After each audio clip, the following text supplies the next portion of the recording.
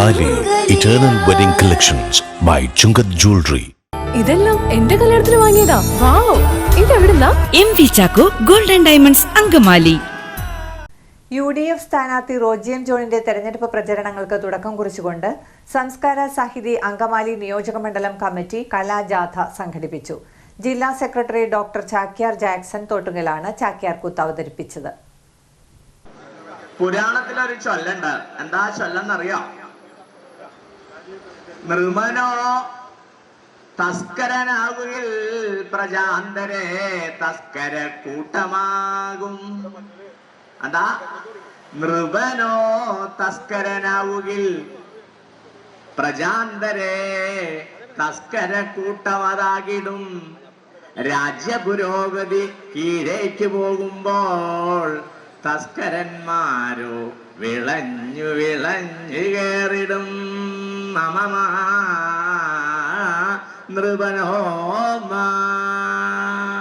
UDF സ്ഥാനാർത്ഥി റോജിയം ജോണിന്റെ തെരഞ്ഞെടുപ്പ് പ്രചരണങ്ങൾക്ക് തുടക്കം കുറിച്ചുകൊണ്ട് സംസ്കാര സാഹിതി അങ്കമാലി നിയോജകമണ്ഡലം കമ്മിറ്റി കലാജാഥ സംഘടിപ്പിച്ചു. ജില്ലാ സെക്രട്ടറി ഡോക്ടർ ചാക്യാർ ജാക്സൺ തോട്ടുങ്കലാണ് ചാക്യാർ കൂത്ത് അവതരിപ്പിച്ചത്. ദൈവത്തിന് വരെ കട്ടുമുടിച്ച ഒരു നൃപൻ ഇനിയും തരുമോ 1, 2, 3 എന്ന് ചോദിച്ച് നമ്മുടെ മുമ്പിൽ നടക്കാണ്. എന്താണ്? 1947 സ്വാതന്ത്ര്യം കിട്ടിയതിന് ശേഷം ഈ ഇന്ത്യയിലെ പുരോഗതി ഉണ്ടാക്കിയത് ആകെ ഒരൊറ്റ ആളാണത്രേ. ആരാ? നമ്മുടെ നൃപൻ. പോഷത്തരം എന്നല്ലാണ്ട് എന്താ പറയാ? ചെയ്തതൊക്കെയോ സ്വജനങ്ങൾക്ക് വേണ്ടിയതല്ലേ? ഇപ്പോ മകളുടെ കേസിലുണ്ടായ കേസ് എന്തേ എന്ന് ചോദിച്ചാൽ സ്വാഹ. പിന്നെ മകന്റെ പേരിൽ വന്ന ED നോട്ടീസ് എവിടെ എന്ന് ചോദിച്ചാൽ അവിടെയുള്ള ഒരാളും കൂടെ ചേർന്ന് അങ്ങ് സ്വാഹ. പിന്നെ ഇപ്പോഴെന്താ? നമ്മളെ പോലെ വേറെ ആളില്ലാത്രേ. അതിദാരിദ്ര്യം ഇല്ല എന്ന് പറഞ്ഞ നാട്ടത് നിൽക്കുന്നു 2-3 അതിദാരിദ്ര്യമുള്ള ആളുകള്. കണ്ടാൽ തന്നെ അറിയാം ജീവിക്കാൻ നന്നേ പാടാണെന്ന്. മറ്റൂർ ജംഗ്ഷനിൽ നിന്നും ആരംഭിച്ച കലാജാഥ block Congress committee president Sebi Kidangan ഉദ്ഘാടനം ചെയ്തു. സ്വന്തം പാർട്ടിക്കാർക്കല്ലാതെ ഒരു താൽക്കാലിക ജോലി പോലും കിട്ടില്ല.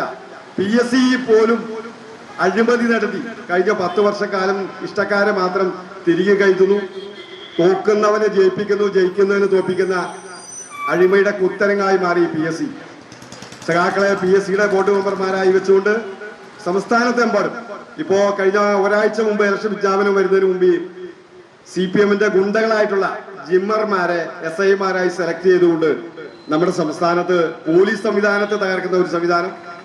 വില നിലവാരം കഴിഞ്ഞ 10 വർഷക്കാലം കൊണ്ട് കഴിഞ്ഞ 2016 പറഞ്ഞത് വില നിലവാരം ഞങ്ങൾ പിടിച്ചു നിർത്തും, 1 രൂപ പോലും ഒരു സാധനങ്ങൾക്ക് കൂടില്ല എന്ന് പറഞ്ഞിട്ട് 2016 22 രൂപ ഉണ്ടായിരുന്ന അരിക്ക് പോലും 50-55 രൂപയായി. ജോബി ജോസ് അധ്യക്ഷത വഹിച്ചു. ജില്ലാ ചെയർമാൻ അനീഷ് പുത്തൻപുരയ്ക്കൽ മുഖ്യപ്രഭാഷണം നടത്തി.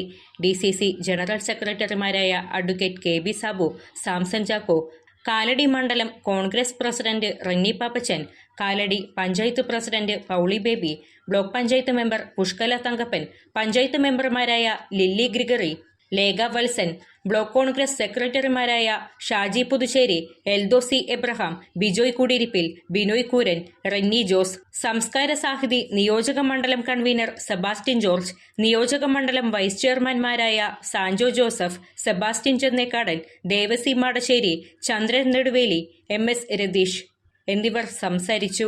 ജാതി മറന്ന അന്യോന്യം പുൻകീരണകളെ കെട്ടിത്തൂക്കി എന്നാ കയറിൽ നൊന്തു മരിച്ചതും എന്നോട് ദൈവം, അടിയേൽക്കുന്നൊരു ദളിതൻ ദൈവം, ഉടൽ വിറ്റരിവാങ്ങുന്നവൾ ദൈവം എന്ന് പറഞ്ഞു വെച്ചിട്ട് അതിന്റെ അവസാന വരിയിൽ അദ്ദേഹം ഇങ്ങനെ കുറിക്കുകയാണ്: കൊടിയൊരു അനീതിക്കെതിരായി പൊരുതും, കൊടിയും തുടിയും പടയും ദൈവം എന്ന് പറഞ്ഞ സച്ചിദാനന്ദൻ മാഷ്.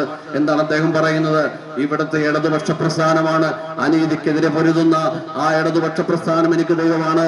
അതുപോലെ അവരുടെ കൊടിയും അവരുടെ മുദ്രാവാക്യവും എനിക്ക് ദൈവമാണെന്ന് പറഞ്ഞ സച്ചിദാനന്ദൻ മാഷാണ് പറയുന്നത്.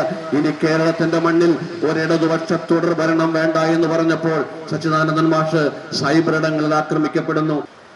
കലാരൂപത്തിൽ തന്നെ അവതരിപ്പിച്ച് തിരുത്തേണ്ടത് തിരുത്താൻ തയ്യാറായില്ലെങ്കിൽ വലിയ ഭവിഷ്യത്തുകൾ നേരിടേണ്ടി വരുമെന്ന് ചൂണ്ടിക്കാണിക്കുന്ന മഹാന്മാരായ ധാരാളം ചാക്യാർമാർ നമ്മുടെ നാട്ടിലുണ്ടായിരുന്നു. ദൗർഭാഗ്യമെന്ന് പറയട്ടെ, ഇന്നത്തെ ഭരണാധികാരികളോട് അത് തുറന്നു പറയാൻ തയ്യാറുള്ള ഒരു സാംസ്കാരിക നേതാക്കന്മാരും കേരളത്തിൽ ഇല്ലാതെ പോയ ഒരു ദുരവസ്ഥയാണ് ഇന്ന് കേരളം അനുഭവിച്ചുകൊണ്ടിരിക്കുന്നത്. കേരളം മുഴുവനും നിശ്ചലമായ കഴിഞ്ഞ 10 വർഷങ്ങളാണ് കഴിഞ്ഞു പോകുന്നത്. 2016 മുതൽ 2026 വരെ കേരളത്തിൽ വികസന പദ്ധതികൾ തടസ്സപ്പെട്ടു.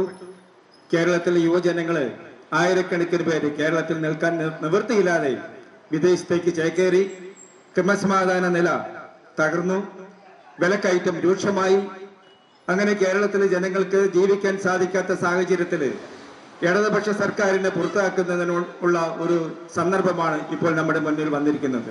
1 മണിക്കൂറിലധികം പ്രസംഗിച്ച് ജനങ്ങളോട് സംവദിക്കുന്നതിനേക്കാൾ എളുപ്പത്തിൽ ചുരുങ്ങിയ സമയം കൊണ്ട് ഒരു കലാസൃഷ്ടിയിലൂടെ ജനങ്ങളോട് കാര്യങ്ങൾ ബോധ്യപ്പെടുത്താൻ സാധിക്കുന്നതാണ് കലാവിഷ്കാരം.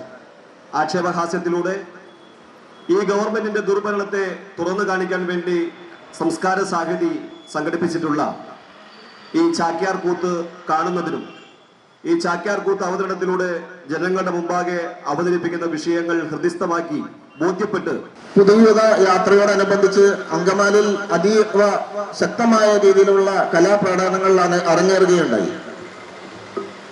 കേരളത്തിലെ കലാമേഖലകളിൽ കോൺഗ്രസ് പ്രസ്ഥാനം ശക്തമായിട്ടുള്ള സ്വാധീനം ചെലുത്തിക്കൊണ്ട് മുന്നോട്ട് പോവുകയാണ്.